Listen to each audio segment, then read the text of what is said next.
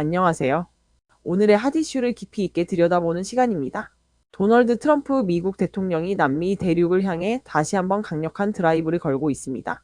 그동안 미국의 뒷마당으로 불리면서도 한편으로는 가장 골치 아픈 외교적 난제였던 베네수엘라와 멕시코가 그 타깃인데요.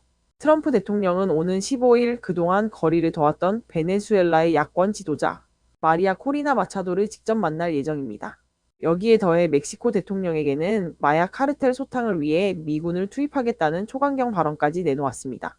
오늘 영상에서는 트럼프 행정부가 왜 갑자기 중남미 리더십과 잇따라 접촉하고 있는지, 그리고 이 만남 뒤에 숨겨진 미국의 치밀한 정치적, 경제적 셈법은 무엇인지 자세히 분석해 드리겠습니다. 본론 1. 트럼프와 마차도의 회동, 그 반전의 의미.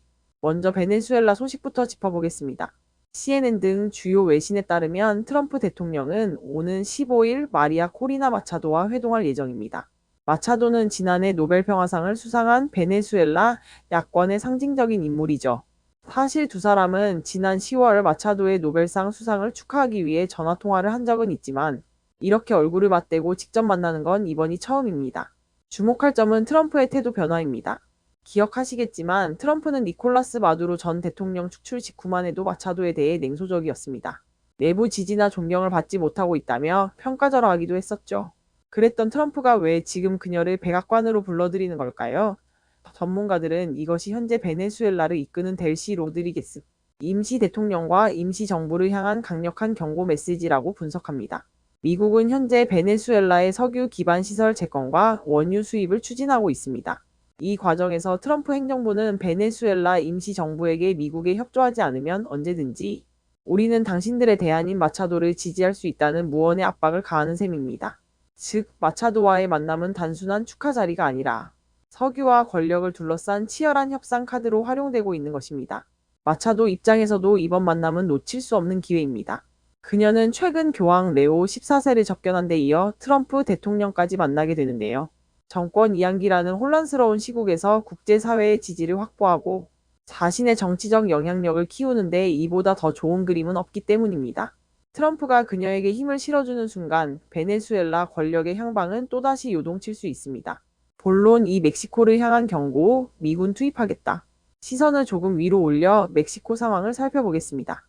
트럼프 대통령의 강경한 태도는 멕시코에서도 여지없이 드러났습니다. AP통신에 따르면 트럼프 대통령은 클라우디아 셰인바움 멕시코 대통령과 약 15분간 통화를 했는데요. 이 짧은 통화에서 오간 내용은 결코 가볍지 않았습니다. 트럼프는 멕시코 내 마약 카르텔 소탕을 위해 미군을 투입하겠다는 입장을 재차 강조했습니다. 이는 명백한 주권 침해 소지가 있는 발언이지만 트럼프 특유의 벼랑 끝 전술로 보입니다. 이에 대해 셰인바움 대통령은 단호하면서도 유연한 반응을 보였습니다. 그녀는 멕시코 영토 내에 미군이 개입하는 것은 논의 대상이 아니라며 선을 그었습니다. 하지만 동시에 우리의 주권 범위 안에서는 미국에 적극 협력하겠다는 뜻을 전하며 확전을 피하는 모습을 보였죠. 사실 트럼프 대통령이 마약 밀매와 관련해 멕시코에 미군을 파견하겠다는 발언을 한 것은 이번이 처음이 아닙니다. 하지만 대통령 취임 후 정상 간의 통화에서 이를 직접적으로 언급한 것은 멕시코 정부가 더 강력한 조치를 취하도록 압박하려는 의도로 해석됩니다. AP통신 역시 트럼프가 멕시코를 움직이기 위해 앞으로도 이런 식의 위협적인 수사를 계속할 것이라고 전망했습니다. 결국 베네수엘라와 멕시코에서 벌어지는 이 일련의 사건들은 하나의 맥락으로 이어집니다.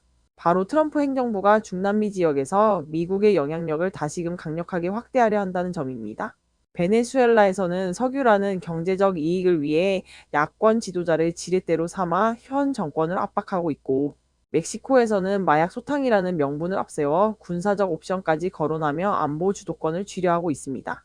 미국의 뒷마당인 중남미에서 다시 시작된 트럼프식 힘의 외교가 과연 어떤 결과를 불러올지, 그리고 베네수엘라와 멕시코 정부는 이 거센 압박을 어떻게 헤쳐나갈지 앞으로의 상황을 예의주시해야겠습니다. 오늘 영상은 여기까지입니다.